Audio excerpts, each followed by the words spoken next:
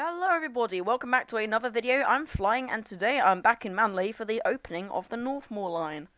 I do just want to clarify right now that the Northmoor line has been open for a while. I just haven't got around to doing this as Manley's had a bit of problems with space and data recently, but luckily that has been solved now and the whole of Manley is done. So about one day at a time I'll be making videos on the opening of different lines. But to start with, the Northmoor line. So as you can see, here is the map of Manley. Here is it with the Regent line, which is the first line that opened. Here is it with the City line. And now, let's add the Northmoor line. As you can see, the Northmoor line serves the southwest, the top quite a lot. It serves the north tons, which is very useful. Serves the east, and it also serves quite a bit of the centre. Now, this is the longest line so far, and it's also got the most amount of stations, 9 stations. And it actually has quite a lot of useful links and interchanges, which is going to be great for boosting capacity in certain areas. The line, like I would have shown you from the first thing, starts here at Marketworth. Now, over here you have an interchange with the National Rail, and if you go down, it also has an interchange with a newly installed tram platform, which you probably haven't seen before, which is pretty cool actually. It also has interchange with the King's Line further down, but we won't talk about that until later. The line starts here in Marketworth, down in the southwest, goes up to the northwest to Aylesmoor via the east, the central, and the north. Here is Matt and Bowler. Matt has just trespassed here at Marketworth Station. It's a pretty station, but also feels a bit lonely. But yeah, nice station. Quite old, still like the old design. It's quite red and white, which is the main colour theme here.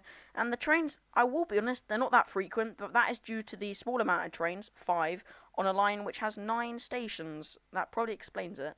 Here's our train pulling into Marketworth now. We're going to take it to the next stop and show you what's here to offer. Here's our train turning around. We're going to hop on now and take this to the next stop, which is Great Square.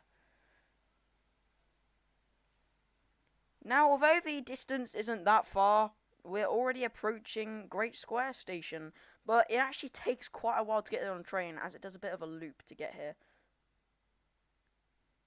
Now, Great Square is the oldest station on the network. It also has very long platforms, as you can see. Back on the days of Steam, this was. This station does have an interchange with the City line, but it's quite a big walk, so you better have some energy drinks in stock with you. There's also an overpass just here. As you can see, Bowler is waving to me. Thank you, Bowler. Apart from that, there's not that much more to say, but let's move on. We have now boarded our train here at Great Square, and we will take it to our next stop, West Street. Now, on the way to West Street, we pass an abandoned station. This is Henchurch West Station. You can see it on our left and right quite clearly. There's the right, there's the left, and the train continues moving. And finally, we are here at West Street. West Street kind of feels like a station on the New York subway, but it also doesn't at the same time. It's quite scenic, very green and white, very nice. This has actually been very modernly refurbished, as you can see. It's got escalators over here, which are a new installation to the station, as before it just had steps. It also has a brand new entrance, which is featured inside of this tower just here. Really nice.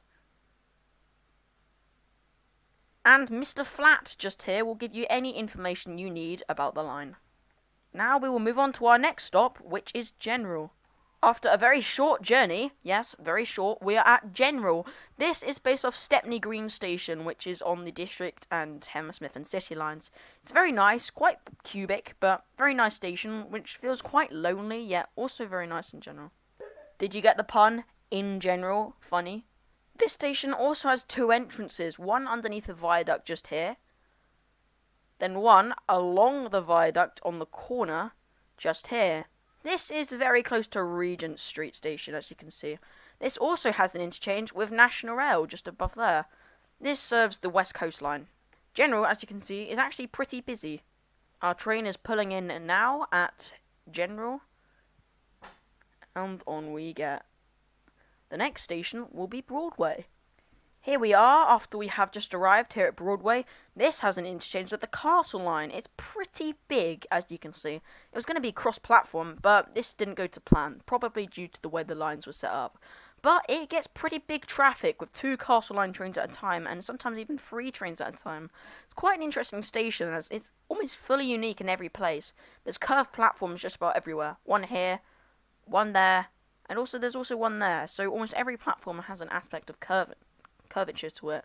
There's also a lot of poles, and the entrance is also pretty spectacular. What's also unique about this station is it has a one-way system here to reduce overcrowding, although at the time of day it's not very busy. Here's the rather picturesque station entrance, which is based off of Earl's Court Station in London. Very nice indeed. After what feels like the shortest distance ever on any train ever, we have arrived at Stanton Station.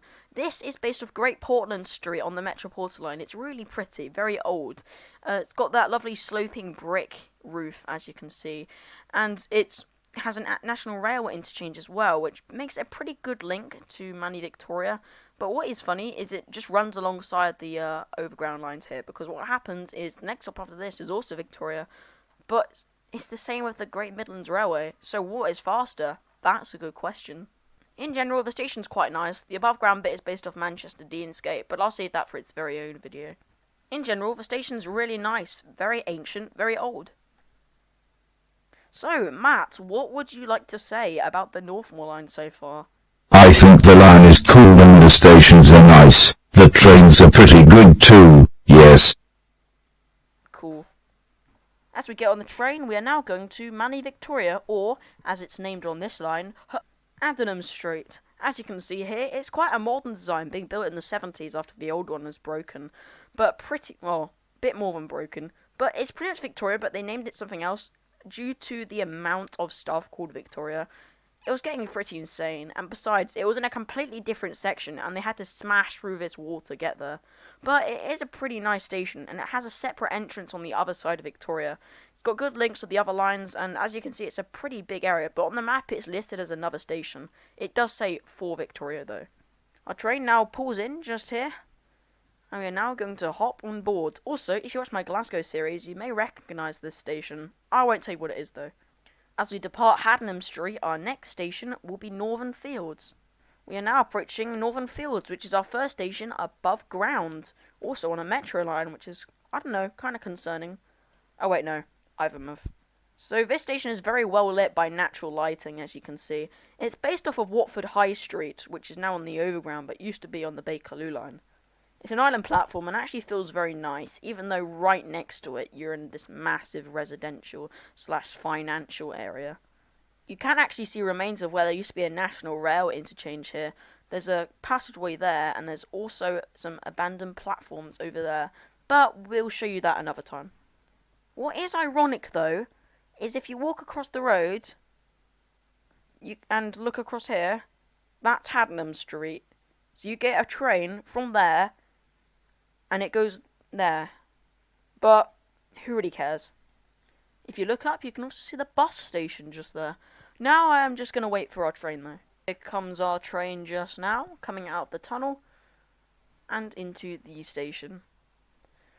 Now we're going to take this to our final stop, Aylesmore.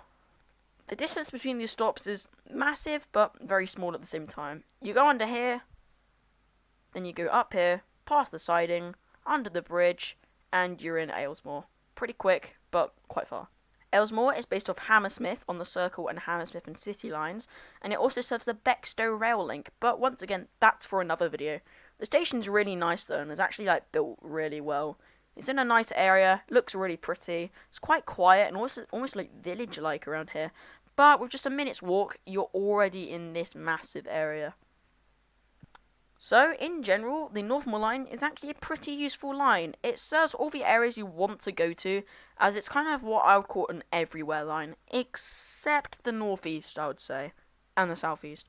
All the stations on it are also really nice. Like and subscribe if you want to see more. And also, write down in the comments what your favourite station is on the Northmoor line. This is Manley, thank you for watching, and in the next video, we will be covering the King's Line. Goodbye.